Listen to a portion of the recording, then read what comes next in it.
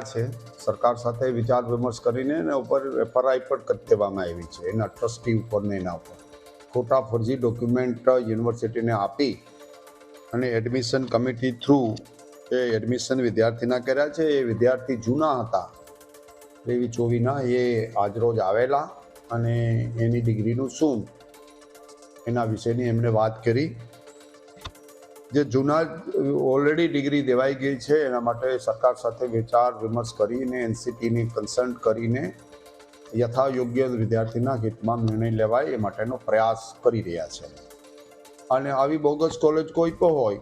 તો અમે 3 રદ કરી છે અગાઉ અને જરૂર પડે તો ફરી પાછું વેરિફિકેશન અને ઇન્ક્વાયરી કમિટી મૂકીને પણ પોલીસ ફરિયાદ કરીને પણ કોઈ પણ લોકો હશે આની અંદર સંડોવાયેલા તો એના ઉપર કાયદેસરના પગલાં નિયમમાં લઈ શકાય એ બધા જ યુનિવર્સિટી લેવા માગે છે ને આવું ગેરશિસ્ત કોઈ પણ પ્રકારનું હશે તો એને ચલાવવા માંગતી નથી. બીએડનો અને બીએડનો અભ્યાસ પૂરો થઈ ગયા પછી એવી ખબર પડી કે જે અમારી કોલેજના જે એનસીઈટીનું પ્રમાણપત્ર જ નથી મળ્યું જે ભોપાલ તરફથી હોય છે, જે માન્યતા હોય છે કે જેમાં શિક્ષક બનવાની માન્યતા હોય એ અમને અમારી કોલેજને મળ્યું જ નહોતું અને એમણે યુનિવર્સિટીને બોગસ પ્રમાણપત્ર રજૂ કરીને અમારા એડમિશન કરાવ્યા અને અત્યારે અમારી જે ડિગ્રી છે એ અમાન્ય ગણાય એમ છે. તો એના માટે અમે પ્રશ્ન રજૂ કરવા આવ્યા હતા યુનિવર્સિટીએ વાઇસ ચાન્સેલરને. પણ એમને સારી રીતે અમારા પ્રશ્નો સાંભળ્યા, સારી રીતે અમને ચર્ચા કરી અમારી સાથે 1 કલાક બેસીને અને એમને કોઈ લખાણ નથી આપ્યું અમને કે આ કેટલા સમયમાં નિરાકરણ આવશે, શું આવશે, તમારા હિતમાં આવશે કે કોઈના હિતમાં આવશે, એવું કંઈ નિરાકરણ અમને લેખિતમાં નથી આપ્યું. પણ અમે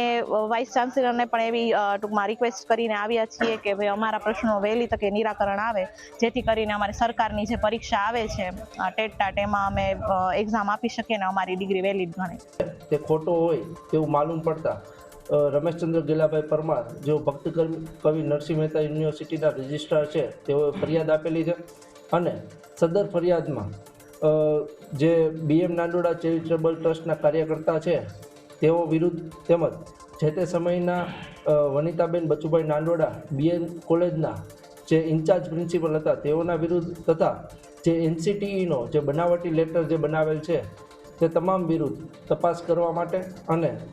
જે વિદ્યાર્થીઓ છે તેઓની સાથે વિશ્વાસઘાત કરવા માટે અને વિદ્યાર્થીઓની કારકિર્દીને નુકસાન પહોંચાડવા માટે અને જે બનાવટી લેટર જે છે તેને ખોટા લેટરને સાચા લેટર તરીકે ઉપયોગ કરવા માટે જે ગુનાહિત પ્રવૃત્તિ અંજામ આપેલ છે તે તમામ વિરુદ્ધ કાર્યવાહી કરવા ફરિયાદ નોંધવામાં આવેલ છે અને હાલ તપાસ ચાલુ છે.